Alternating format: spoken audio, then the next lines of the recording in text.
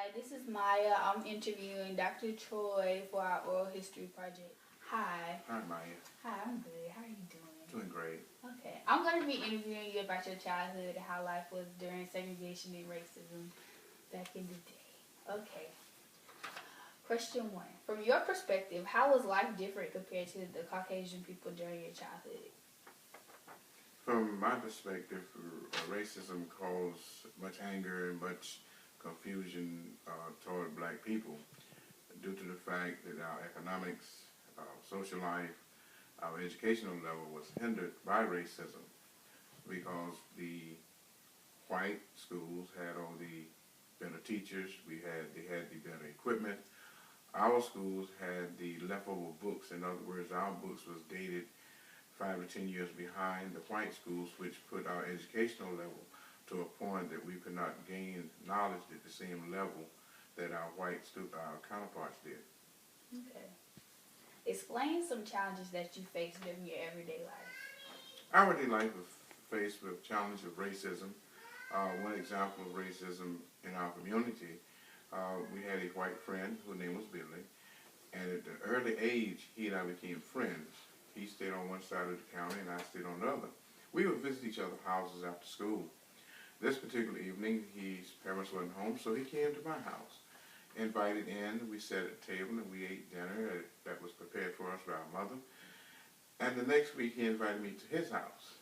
And when we were prepared to eat dinner, he invited me in. His mother asked me to step out for a moment. So I stepped out. And his mother told me very kindly that you're not welcome. You have to eat on the outside. And when she talked to Billy, she told him and used the N-word.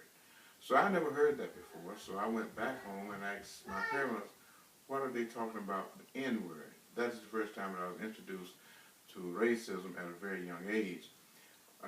As school progressed, I became more aware of the segregated classes, the segregated schools, and the difficult treatment within the community.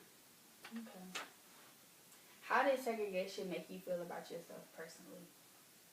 Personally, it challenged me to be the best that I could be. I felt like that I could be anything I wanted to be if I only had the opportunity to prove that. Education challenged me to go find other resources to ensure that my education would not be hindered. Some of the black teachers that later taught at the white schools were able to get their books and pass them down to the black school. They would get new textbooks just about every year. And the following year, they would collect all the books and bring them to the black school because the state at that time would not fund the black schools as they would the white schools. Therefore, it challenged me to be everything I could be. I left, and through high school, I graduated, top of my class. I left there, went to college. And to prove and discourage all the stereotypes they say about black people, we've proven able to attain the college level that I have today. Okay. Did you feel like you were treated equally within school and in common areas, and how? We were not treated equal. We still, even in the segregation of schools, when the schools integrated, we still had segregation. The whites sit on one side of the class, the blacks sit on the other.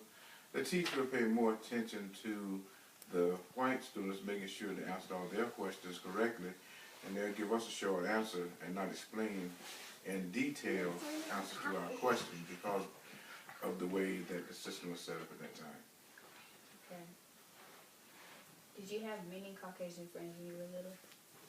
Yes, we had one. Billy, the guy I talked about earlier, was a good friend.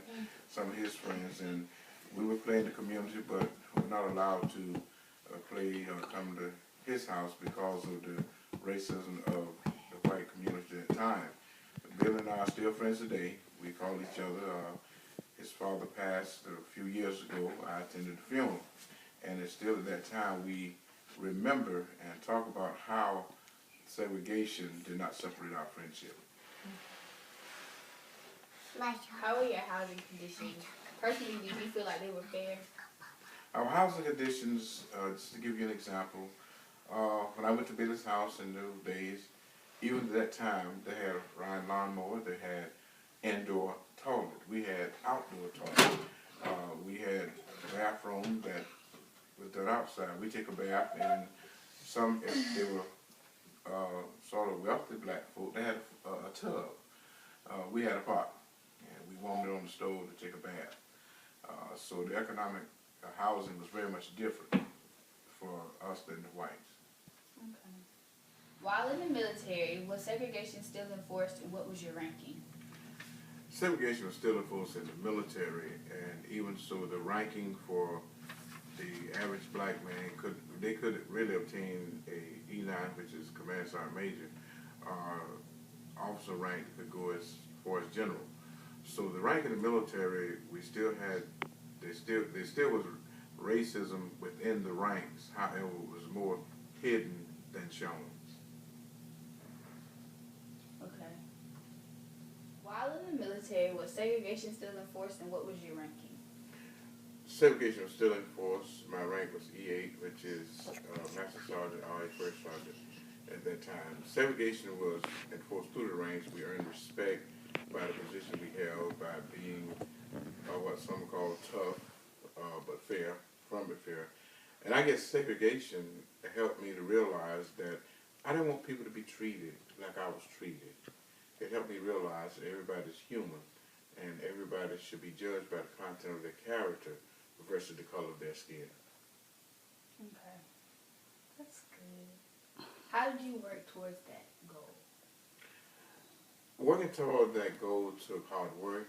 It took sacrifice in the way of when everybody else was out playing sports, I was studying. When everybody else was out to the club, I was working, studying, doing those things to prepare me to have a career where I could retire from and look back on and be able to discuss it today to assist other young people that's coming up to realize that any dream is possible. You can achieve anything you want to achieve. You have the opportunity.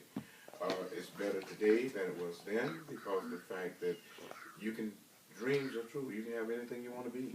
You just have to prepare for it and be committed to the cause in which you serve.